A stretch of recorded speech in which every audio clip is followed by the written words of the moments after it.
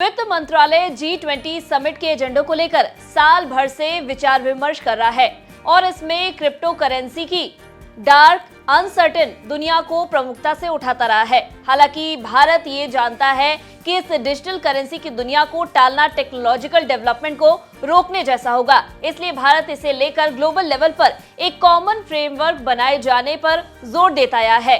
अब रिपोर्ट आ रही है कि G20 देशों की ओर से क्रिप्टो करेंसी के लिए भारत सरकार की ओर से किए गए प्रयासों को सही दिशा मिल गई है। आइए जानते हैं क्या है क्रिप्टो रेगुलेशन को लेकर बड़ी अपडेट। नमस्कार, मैं हूं डॉक्टर तन्वी सिन्हा और आप देख रहे हैं बिस्तक।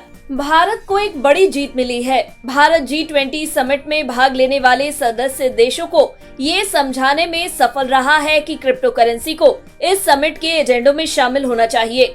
भारत के सॉलिड आर्गुमेंट्स के बाद और कुछ देशों की शुरुआती झिझक के बावजूद अधिकांश देश इस पर चर्चा के लिए सहमत हो गए हैं। मतलब यही निकलता है कि G20 देश क्रिप्टो एसेट्स को रेगुलेट करने के लिए ग्लोबल फ्रेमवर्क यानी वैश्विक ढांचे को बनाए जाने पर सहमत हो गए हैं। दरअसल इसको लेकर IMF और FSB यानी फाइनेंशियल स्टेबिलिटी बोर्ड ने इसके लिए संश्लेषण पत्र तैयार कर लिया है।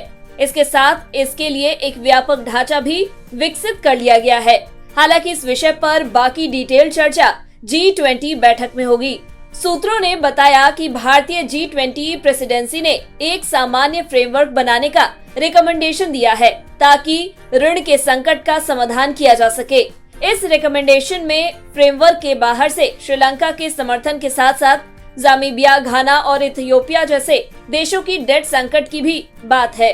बता दें, क्रिप्टो करेंसी ने पिछले कुछ समय में काफी पॉपुलैरिटी हासिल की है।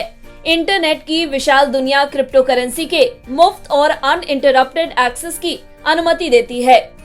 हालांकि इसके दुरुपयोग और यहां तक कि आपराधिक गतिविधियों और टेररिस्ट एक्ट्स में शामिल होने की भी खबरें आई हैं। ऐसे में भारत एक क्रिप्टो रेगुलेशन कानून पर काम कर रहा है और उसने RBI और एक कॉमन रेगुलेटरी फ्रेमवर्क के माध्यम से निगरानी का सुझाव दिया है। वहीं अगस्त में B20 शिखर सम्मेलन में प्रधानमंत्री नरेंद्र मोदी ने कहा था कि क्रिप्टो करेंसी से जुड़ी चुनौती से डील करने के लिए इंटीग्रेटेड अप्रोच की जरूरत है। सभी हितधारकों के हितों का ध्यान रखते हुए ग्लोबल फ्रेमवर्क तैयार करना चाहिए। दरअसल भारत में क्रिप्टो करेंसी में व्यापार की अनुमति है, लेकिन भारत सरकार ने इस पर 30% टैक्स लगाया है। हालांकि ये लीगल टेंडर नहीं है और इसका उपयोग बैंकिंग उद्देश्यों के लिए नहीं किया जा सकता है। भारत 9 और 10 सितंबर को नई दिल्ली में होने वाले G20 शिखर सम्मेलन की मेजबानी के लिए पूरी तरह तैयार है। भारत ने पिछले साल 1 दिसंबर को G20 की अध्यक्षता संभाली थी और देश भर के 60 शहरों में G20 से संबंधित लगभग 20 बैठकें आयोजित कर चुका है। पूरी संभावना है कि नई दिल्ली में शिखर सम्मेलन खत्म होने तक क्रिप्टो पर आम सहमति बन जाएगी, क्योंकि कोई भी देश अपनी सुरक्षा के लिए खतरा मोल नहीं ले सकता।